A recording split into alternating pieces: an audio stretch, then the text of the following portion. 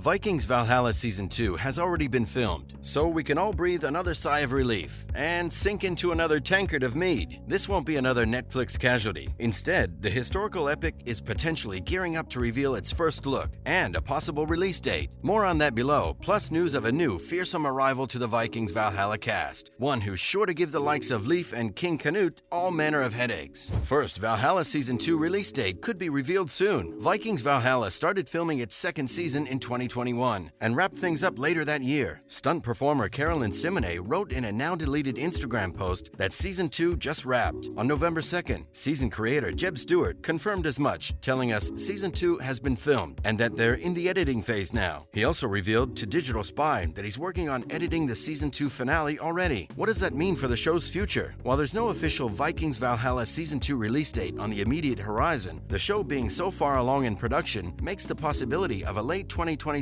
early 23 arrival all the more realistic. Watch this space and keep your eyes peeled on Netflix's Geeked event on June 6th. We can expect some Vikings Valhalla news there, including a possible release window. Next, Valhalla Season 2 cast, who's returning and who's off to Valhalla. There are several members of the Vikings Valhalla Season 2 cast expected to return. They include Sam Corlett, who plays Leif, Leo Suter, Harold, Frida Gustafsson, Freydis, Laura Berlin, Emma of Normandy, David Oakes, who plays Godwin, and Johannes Haukur Johansson, who plays Olaf. Soren Pilmark, Forkbeard, Bradley Freegard, Canute, and Pollyanna McIntosh, who plays Elf Gifu, will all surely be back too, given how heavily they factored into the first season. In terms of newcomers, one has been confirmed. Florian Munteanu, previously seen as Razorfist in Shang-Chi, has joined the cast as Maniakes, a Byzantine general. One of these, who probably won't be included in the second season, is Carolyn Henderson, who plays Hakon. The Jarl of Kattegat met her end during the 8th and final episode of the first season, but the door is still open for a return. Henderson told Metro, "We don't really know that she won't be back. She might turn up as a ghost or something." Same deal with the Care actor, Ashbourne Crow Nissen. Care was decapitated during a climactic duel with Freydis in Kattegat. He and Louis Davidson's King Edmund won't be back. Of the current batch of characters, Jeb Stewart says the second season will put a whole different spotlight on Olaf, and that we can expect his son Magnus to potentially turn up down the line in later seasons. Legendary Viking warrior and the father of Leif and Freydis, Eric the Red, is also a name that was floated in our spoiler-filled conversation with Stewart. Godwin might also be sticking around for some time to come too, with Stewart describing him as a character for the long haul. London won't know what hit it. Moving on to Valhalla Season 2 story. What's next for Leif, Freydis, and Harold? Stewart told Games Radar Plus that what he likes about Season 2 is that they're not going to return to Kattegat, hinting at trouble and strife hitting the port settlement in a major way. That's putting it mildly. The first season ended with various pieces on the board being scattered across Scandinavia and Europe on the hunt for glory, with several power dynamics shifting in the process. Kattegat had a new ruler. For all of 5 seconds, Olaf was in charge, until he saw Forkbeard's fleet docking. With Hakon gone, expect a power vacuum, and potentially wars fought over Kattegat's next leader. That's not likely to be Harold, though. He and on-again, off-again lover Freydis barely escaped from Kattegat with their lives. The Norwegian prince is now public enemy number 1 in the eyes of some Vikings, after siding with Kar. Freydis, meanwhile, will need to deal with her newfound position as the last and potential savior of the Viking people. Over in England, Emma has returned to the throne and has, for now at least, a loyal ally in Godwin, helping her keep out any attempts of payback from Ælfgifu's direction. What of Mercia? One emerging threat is likely to be the region of Mercia, and who knows how long they can be kept at bay. One major change in Vikings Valhalla Season 2 is with its lead. Leif, the explorer, is now being referred to in the writer's room as Old Testament Leif, and will be similar in style, moving forward, to his monstrous father, Eric the Red. We will eventually get to his traveling exploits. Leif Erikson is best known for setting sail and discovering North America. Future seasons, according to Stewart, will equip him for that journey, as well as potentially going further afield with its cast of characters. Stewart said, "We know Leif was an explorer, but what did we have in his toolbox that allowed him to get there? It can't just be courage. If it was just courage, the Vikings would have found the New World way back. Did he have to learn something about navigation that wasn't apparent to him or anyone else? There could even be more scope for slower, more measured scenes in the second season." On what he had learned from the first season, Stewart said that while I like the speed and fast pace, limiting the number of characters, moving them in different orbits, and creating those surprises was my favorite part of Season 1. Finally, a time jump could be on the way. It might not arrive in the second season, but skipping through the decades is on the mind of Stewart. His plan for Valhalla's endgame? 1066, and the end of the Viking era. Let's move on to why Godwin really killed King Edmund. In its first season, Vikings Valhalla saw some exciting battles, as well as the deaths of a couple of big characters, among those King Edmund, who was betrayed and killed by Godwin. But why did he turn against the English king? Edmund was the son of King Aethelred II, played by Bosco Hogan, who died at the beginning of Vikings Valhalla and left the throne to his son, while his wife Emma of Normandy, played by Laura Berlin, kept her title of queen. Edmund ended up falling into the Vikings' trap, leading to the destruction of the London Bridge, and Canute taking the throne of England, which he decided to share with Edmund. However, that didn't last long, as Edmund was later killed by none other than Godwin, played by David Oakes, his seemingly loyal advisor. Towards the end of Vikings Valhalla Season 1, Canute joined a battle in Denmark, and his father, Sven Forkbeard, played by Soren Pilmark, was sent to take his role as King of England in his absence. Forkbeard's ways were more violent than Canute's, and after killing the Earl of Wessex after he confronted him, he named Godwin the new Earl. Forkbeard's presence angered Edmund, who was convinced by Godwin to form a resistance, but it was all part of a plan, as Godwin betrayed him by making him fall off his horse and discreetly stabbing him in the heart. By killing Edmund, Godwin showed his loyalty to Forkbeard, Canute, and thus Emma as well, which was later confirmed when he helped them get rid of Queen Elfgifu, played by Pollyanna McIntosh, and regain control of the Danish fleet. Godwin killing Edmund prevented a major conflict between the young king and Canute, and also established Godwin as one of the characters that can't be trusted. Next, what happened to Canute's wife after he married Emma? Vikings Valhalla Season 1 saw King Canute of Denmark marrying Emma of Normandy, but Canute was already married to Queen Elfgifu, and here's what happened to her in real life after Canute married Emma. Just like most of the characters in Vikings Valhalla, Elfgifu is based on a real person, and her story was changed to fit the series. Elfgifu of Northampton was born into a noble family based in the Midlands, Mercia, who came under suspicion during the invasion of England by Forkbeard. To seal their loyalty, Forkbeard married Canute to Elfgifu, and they had two sons, Sven Knutsson and Harold Harefoot. Canute married Emma of Normandy in 1016 after his conquest of England, and just like in Valhalla, he was still married to Elfgifu. Back then, it was acceptable to put aside one wife and take another if the first marriage was through the non-Christian pagan ceremony of hand fasting and for reasons of political advantage, so his marriage to Emma was valid. It's unknown, however, how Canute's marriage to Emma affected Elfgifu's status as his first wife, but there's no evidence that suggests she was repudiated. Following the defeat and death of Olaf by Canute's forces, he sent Elfgifu and Sven to rule Norway, but their rule was so harsh that Norwegians rebelled against them and were driven out about 5 years later. After Canute's death in 1035, Elfgifu was determined to make her son Harold the next king of England, and she was able to secure the throne for him. There are no records of Elfgifu's activities after 1036, and it's unknown when and how she died. Given the lack of information and detail on Elfgifu, it's not surprising that Vikings Valhalla had to add a lot to it in order to flesh out the character, and it's to be seen what else she would do in seasons 2 and 3, now that her fleet was taken and she was sent back to Denmark. Well, that's all the time we had for today. Like and follow for more. Till next time, cheers!